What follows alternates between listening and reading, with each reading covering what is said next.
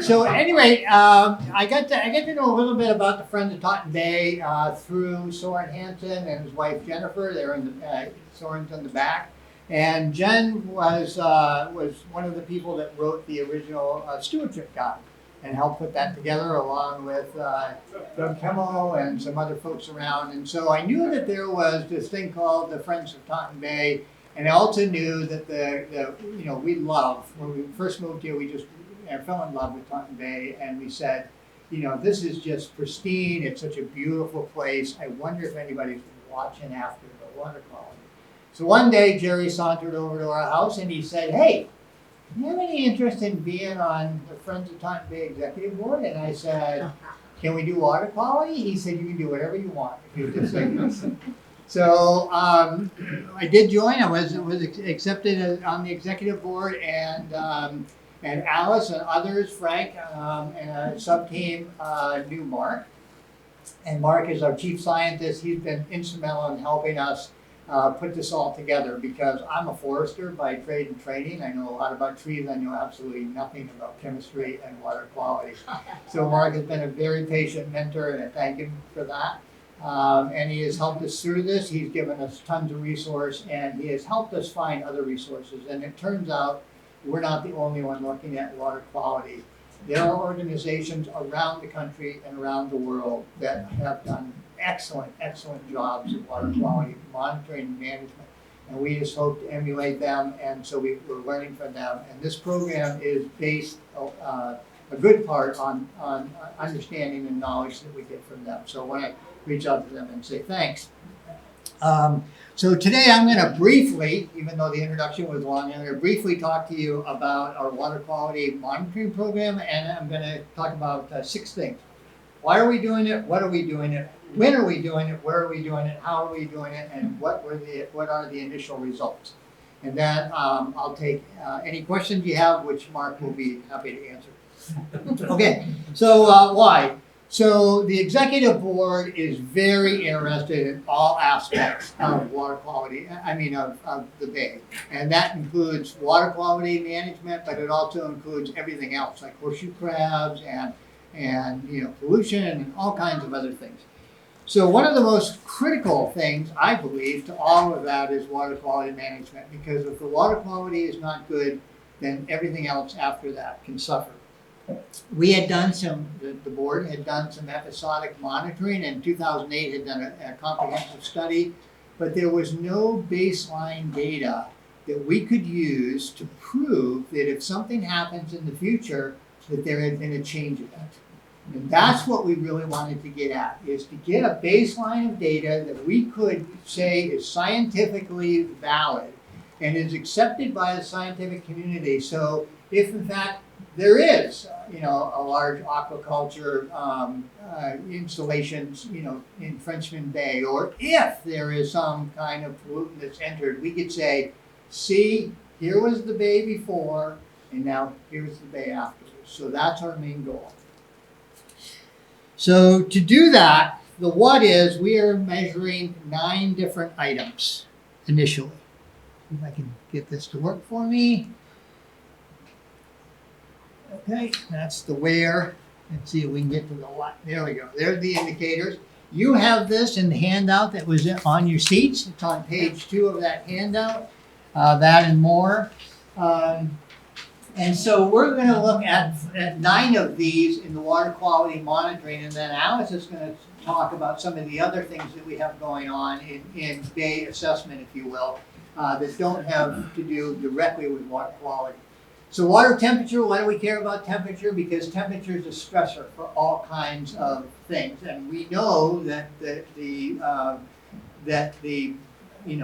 state of Maine and the Gulf of Maine is one of the fastest warming bodies of water in the world right now, only second to the Arctic.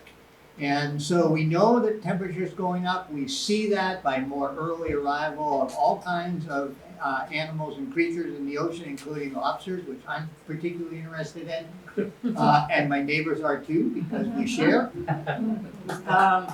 And so we see that water temperature is really, really important. We also know that salinity is important for the creatures, and we get to that through conductivity.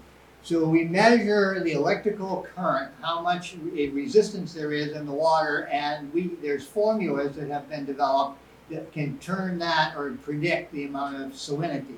We don't actually measure the salinity, we measure conductivity and get to salinity.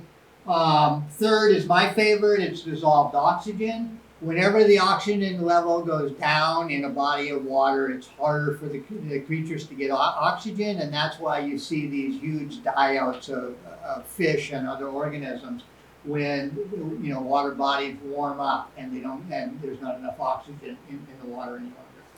pH or alkalinity, if it's to the basic side, needs to be measured. Clarity and turbidity, we want to look at that. That's how dirty the water is, how much sediment there is in the water. And I'm going to take you through how we do each one of these. Another way to look at that is suspended solids. That's just another measure of turbidity or clarity. That one's done in the laboratory where so I'm going to show you how we do it out in the field. Nitrogen and total phosphorus, that's a big deal for us because people put a lot of that on their lawns and in their gardens, and when there's runoff, it gets into the bay, and that creates a pollutant. Heavy metals, this is one that we added. We don't have the results yet because that's a test we send out to the lab, but we're very concerned that there might be copper or lead or any other kind of arsenic or any other kind of heavy metals or pollutants in the water, so we're testing for that. And then the big one that's been tested in the bay for years by our state agencies is bacterial cleanliness, but they do this mostly for shellfish, so they do it around the edges, and we're actually looking at incoming water and outgoing water for that same kind of thing, so E. coli and chloroform. And then, of course, we measure weather and other things like that as that impacts the tides. Okay. So now where are we doing it? Go back a slide. Two slides. We initially set up 6 points and reduced that to 4 points and have a map over here, and I'll talk to them both. We're right here at Gordon's Wharf right now, right there, and one of our points is right off the pier here. We have a second one where Egypt Bay Stream comes down into Egypt Bay, and then there's a channel, you can see it down below, it comes in, but there's southern channel. We have one right at the Seacar outlet, and then we have one up here in the Narrows, right where the seals congregate right there on that island. And for those of you that can see this clearly, same thing right here. This is where we walk. That's the island, Bering Island, and this is Hog Bay. So what we're trying to do is at high tide, most of the water that is coming in, is from the ocean. And it's high salinity. That's at high tide. But at low tide, this drains out. And I figured it out the other day. This is a rough number, don't quote me.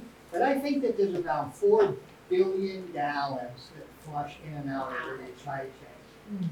That's what it seems like. If you take the surface area of Taunton Bay and you figure out the depth of water change, and most of it's about 8 or 9 feet. But up where you guys live, it's a lot less. It's about 3 or 4 feet difference because it turns to much less where you are somewhere less. So just kind of rough figuring it with GPS, with the GIS system, I figured there's about 4 billion. So there's a lot of salinity in ocean water that comes in, but when it goes out, what we wanted to do is we wanted to hit places where we thought, well, this would be a very good indicator for this whole area, especially for any kind of pollutant. This would be a nice place to test the whole northern end of the bay. This would be a nice place to kind of see what's happening over in Egypt Bay. And then, of course, down here, you've got the whole Washington out. And from there, we hope to either eliminate these sites or add sites. So, for example, let's say that in the 3rd month, we start picking up bunches of bacterial contamination up here at Hog Bay. And then we can say, okay, so now let's go, not with my boat because it won't go there, but let's get some canoes and go and start to see if we can find some sampling and see where that's coming. Now again, the state is doing that. Alan is going to talk a little bit about that and about, but they're doing it mostly for shellfish. Say that 4 times fast. And so, they're really going out on the mud flats. So that's where. As for when, we are on right now, and hopefully we'll stay on a 3-week cycle. And the reason we do that is because of the high-low tide. We're trying to get the very highest of the high tide, which is about 12.7 to 13 feet at Bar Harbor, and we're trying to get the very, very low, which is a -1 foot or -2, sometimes a foot and a half. And so we're trying to get trying to get it at its most extremes, if you will. And we had planned to start in May and do May through October, and that's our plan for future years. But this year, due to the supply chain, we could not get our equipment in time. As a matter of fact, the piece of equipment that we really wanted, the super duper meter that did it all, was back ordered until September 13th of this year. So that's what's happened to the entire supply chain. I'm sure many of you have those type of stories. So we started actually about 4 weeks ago, and Mark and I will be headed out again tomorrow to do the second one. And now I'll take you through the how, and I'm going to demonstrate this. And Mark is probably going to grade me because I'm still in training. We'll see how I do. Although I have a new instrument that Mark hasn't seen too. But this is our main instrument. It's made by YSI. It measures 3 of the 4 things. It measures temperature, it measures conductivity or salinity, and it measures dissolved oxygen. And we have a 10-foot meter that's all wrapped up nice and it's been marked off. So whenever we dump it in, we know, and I'll let Frank see so he can prove by me, we have it marked with yellow every 10 feet, and we have it marked with, what color was it, white with every 5 feet. And so we can dump it overboard, and we measure near the surface, and we measure as close to the bottom as we can get, but usually that's about 3 feet. We come at least 3 feet off the bottom, so we're out of the weeds. Very simple. You take the cover off this, you start this up 10 minutes before you go out on the boat so it warms up. You drop it in the ocean. I've got my little pail of ocean right here that I just collected. And you wait till it stabilizes. And if any of you like to come up afterwards and do this, and maybe we can recruit you to come out with us and help, be a sampler. And you can watch those numbers, they'll start to move when you put the probe in. And what we figured out is the probe has to go all the way in, because if it doesn't cover that little end right there, you'll get these false readings and you'll wonder, how come the meter's not working? So I'm going to lay that in there like that. I just got one of those, so that's why I realized it wasn't all the way in.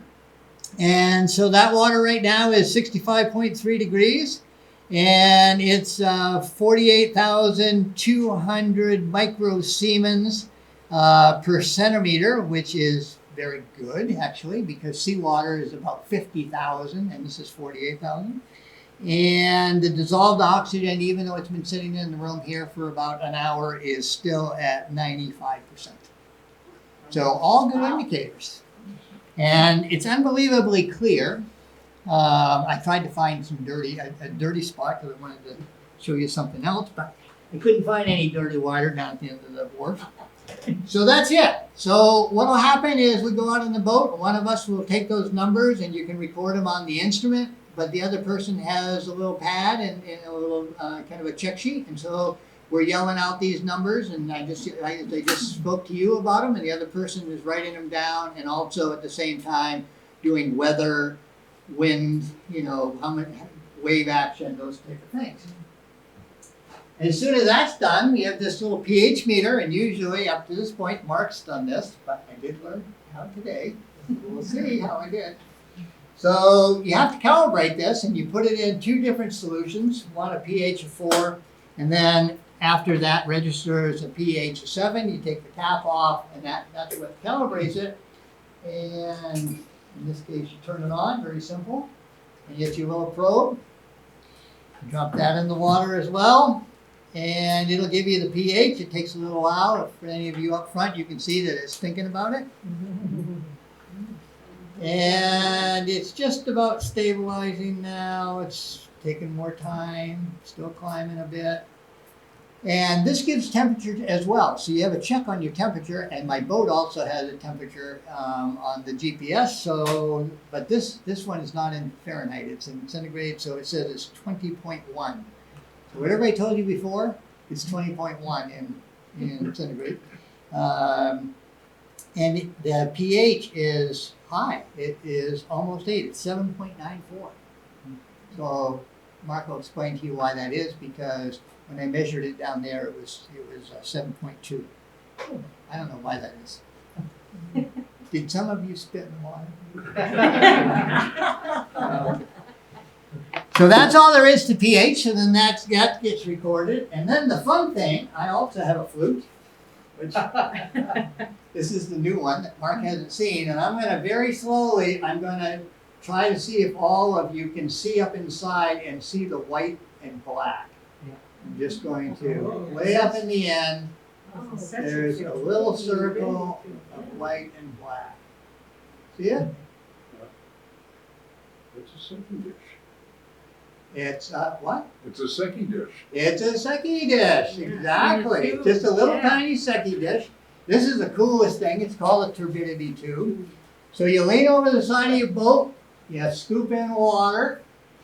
I'm not going to do that. I thought maybe I could pour that water in here without spilling it. When I thought we were going to be outside, I was going to try it. We'll go outside if some of you want to try this afterwards. Kind of cool, I think. So you look down there, you can see that seki dish really, really clearly.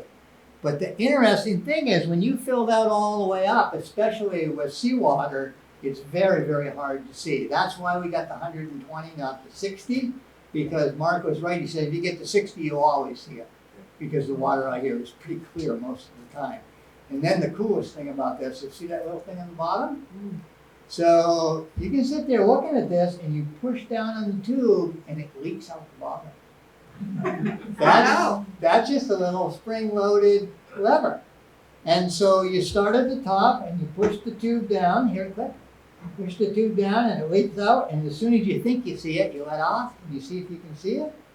And then you push it down again until you can just barely see it. And then you can add just a little bit more water if you want. You can get it just perfect so you can just see that seki dish.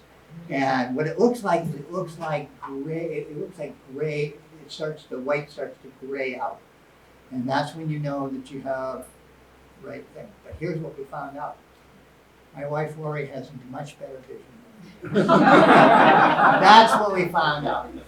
We also found out during our life together that she has much better hearing, much more empathy, and lots of other things too. But the bottom line is, I had to lower it to about here to get to see it. And she goes, oh, I can see it up here.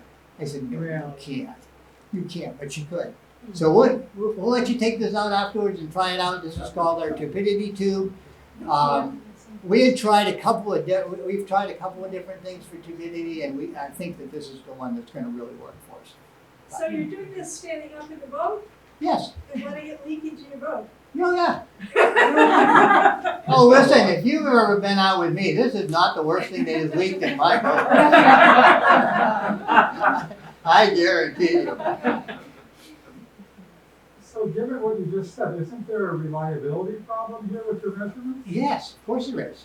Yeah, absolutely. And that's why every one of you, if you're going to be a boat tester, you need to get yourself a Lori, right? Because what you want is you want the person with the best eyes, and then you want to keep that consistent. So I probably won't be doing the turbidity tube, but if I do the turbidity tube, we'll do a ratio of her to me, or Mark to me, or whoever sees the best to me. And then if I'm reading 60, we'll really know that it's 88, right? Because, I can see consistent, I just can't see well, right? But it's a great question. And so the idea is really, this is not the most scientific thing, especially in our bay, because our bay one day can be like just so churned up by the wind that you can't see. Like today, we were out diving. I was out diving today. Lori and I went out in the boat and we dove on to get one of my traps unstuck. And the visibility down at depth at 22 feet or wherever it was, 24 feet, whatever it was probably about from me, maybe from me to Alice in some places. So, it's going to be either, really ugly, like really clouded up, or it's going to be pretty clear. Like in this bucket here, you can pour that water in here, I'm pretty sure, all the way to the top and still see it. So I think it's going to be, what's that? Where did you get that? I went right down on the wharf and got it. Okay. And like I said, I was trying to find some dirty water so that we could try this and people could, try their eye out and say, oh, I can see it at 60 or I can see it at 80. But I think we're all going to be able to see it at 120.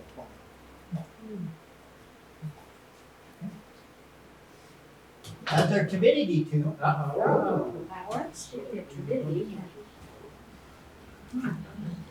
So then the last thing that we do when we're out there is we do bottle collection. So we are currently working with a laboratory that at least I'm not very happy with. We've sent off our results. They promised us a 10-day turnaround. That was 3.5 weeks ago. And we haven't gotten it back. And not only are we not getting it back, but the person that I have been dealing with is out for a week and there's no one else at the lab that knows what's going on and will talk to me. So we may be changing up the labs, the executive board, if we don't get better service. But they're doing all the other stuff, like heavy metals, bacteria, nitrates, nitrites, phosphorus, those type of things. Okay. Any other questions before I move on to results? When you're doing the sampling, it looks like it's all on the edge or actually in the deep channels. Are you doing any sampling across the mudflats None at all. where the water tends to be different temperatures? Very good question and very good observation, and not at this point. And here's why. We wanted to figure out, our first objective is to figure out what's coming into the bay at a high tide. And how much does the temperature change at a high tide from where it comes in at Gordon's Wharf as it goes up into the bay. And then second of all, we because of time and expense, and I'll talk about that in a minute because that may not be such a constraint as it was, we wanted to have 4 major sites. Get the data from that, learn from that, and then spread inward. The second thing to note is that the Department of Marine Resources and the Department of Environmental Protection are already monitoring all of the flats for bacterial contamination and once in a while for some of the heavy metals. And so we knew we had that at least initially covered. We may move there. That may be where our program moves. We may find that once we get our baseline done, that we're solid and set, and that we can start putting resources in. So it's a great opportunity. Interrupt for just a second, it's raining, if anybody has car windows that are down, it's starting to rain. Thought I saw someone else? Yes, ma'am. So, for years and years, I did some water testing for the Charles River Watershed Association. You're hired. No, I'm not here enough. But anyway, we did some, heavy weather sampling. So if there was a rainstorm, we would go out 3 days in a row. And I used to think, oh, rain is good for the water, but no, it's not, because the bacterial count, it's like, Yep. The bacterial count goes up, the turbidity goes up, yep, the salinity changes, absolutely. And so your question is, are we are gonna you do that? considering doing that? We have certainly considered it. Again, when we, and Alice needs to be credited here, she and Frank and a few others have been instrumental in going for the grants. When we applied for 4 grants, we were hoping against hope that we would get 1. And that we would be able to buy this 1 meter. We just hope, please, somebody give us enough money we can buy the 1 meter. We got 3 of the grants and we canceled the 4th. Oh, We were so successful, we canceled on the 4th so that they wouldn't give us the money. We now have resources that we didn't think that we would have when we started the program. So we can do some of those things. Now what we need is volunteers with boats, or volunteers with canoes, or some way to get out in the water. And because I alone can't do the entire thing. And I'm willing to do my part, I want to do my part, but I can't do it all. So if we're going to expand, I have planned enough that my wife doesn't leave me because I'm always out on the bay. I'm out there quite a bit anyways, doing other things, right? So this is about what I can handle 3 times a week. And that's why we may move it, but if we had 3 or 4 more volunteers and they all had boats and were willing to be trained, we could expand the program immediately and we could do much more. You said 3 times a week, but people were asking. Every. Oh, every 3 Every weeks, 3 I'm weeks. sorry, every 3 weeks, sorry. Yeah, 3 times a week would be a lot. Okay. Anything else? So, sir, Is an opportunity for someone with those skills who has sold their boat. I'm sorry, Is there an opportunity for someone with those skills to use someone else's boat? Or does it do the volunteer need to come with their own boat? oh, I guess that's an individual, the answer to that would be kind of an individual, you know, Okay, I'll talk to you later. yeah, you know how boat owners are. I know. And there's lots of things to hit in the bay, lots of different obstacles. I've already taken off my lower fin on my motor, so I know it can be done in the bay. Can't it, sort All right. So, but another way to help is if you're interested, I mean, you know, Lori's gonna go out with me, Mark goes out with me, but another way to get more trips is people, you know, if they're willing to be trained and come on my boat with me driving, then we could maybe do some more expand as well. The key thing right now is we're only doing high tide and low tide. When we get enough data and we have a wider window, right now we are constricted to about an hour time, half an hour before, half an hour afterwards, what we're trying for. We actually sometimes may be an hour each side of the tide. But to be consistent, we want to be in that tight window. So that means sometimes it's 6 in the morning or 7 at night, you know, to be able to get out and hit those times. So we can talk. Thanks. All right, so here's the initial results. So the temperature is between, anyone want to guess what the temperature of the bay is in June? 67. How much? Between 60 and 70? No, Between 60 and 70. that's pretty high. That's pretty high. That's along the shore. Magnus, you want to guess? 50 to 60. How much? 50 to 60. Oh, you get the prize. It's 55 to 60 in June. And in May, it would have been 50, so that's very good. You've been looking at your dad's GPS. haven't you? All right, I want to tell you what. I dispute the thermometer at depth though today. I was down at 24 feet right underneath the bridge here, and my God, was that cold. I came up with my whole face. It felt like it was 45, maybe it was 55. At any rate, it's 55 to 60 right now, and I expect it'll probably go up to at least 60. But near the mud flats, it's more like 65, right? Especially as the tide has gone all the way out and the sun is warming the mud flats. Our salinity is 45,700 to 48,000 microsiemens per centimeter. So I know that probably doesn't mean any more to you than it meant to me 3 weeks ago. What the comparison is seawater is pretty consistently 50,000. So the lowest salinity that we have is 45,700, which is a very big number. Now again, we've only gone out at high tide. That's going to drop quite a bit when we go at low tide, right? Because we have more fresh water, less. So think about high tide, that 4 billion, if I'm right, that 4 billion gallons of water that has come in. That brings in a lot of ocean water with it. And so Station 4 lower? I don't have that data, but I think that was the one that was 45,000. I think that was the lowest. And it was also the highest temperature. Dissolved oxygen surprised me. I don't know if it surprised Mark. He acted like it didn't. He said, oh yeah, it's always super saturated.